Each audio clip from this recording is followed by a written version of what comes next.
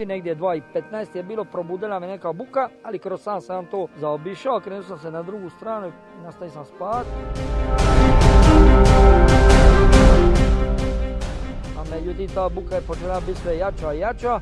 Ja sam se dignuo i otvorio sam prozor i odmah tu, rasvijetljen bi cijeli Tršljavac, tu kad brod od jednu 150 metri ide točno u svjetionik, u Driker.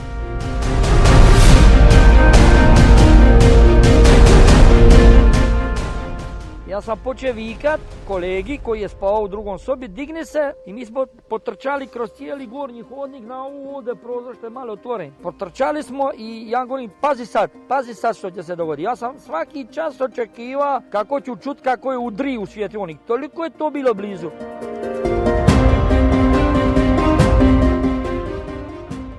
Mi brod do 150 metri iz onega prozora uopće dole nismo vidjeli. Znači, toliko je bilo blizu.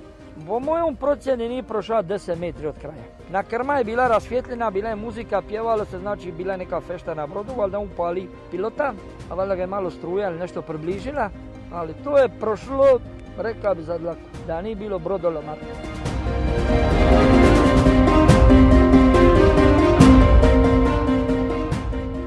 Dubina, velika je dubina, tako da se on i nasuka. A da su tu bili plitka more, gotovo je bilo, bi se nasukao. Nije on prošao 10 metri. A to je bila grdosija, spomenuo se 150 metri, koju ja iz kuće, ispod stijena dole cijelu nisam vidio. Znači ona je bila toliko izblizu da ja nisam vidio. Ali sam ga vidio tu mi se činilo. Ja sam točno mislio da će on udriti u gotovo.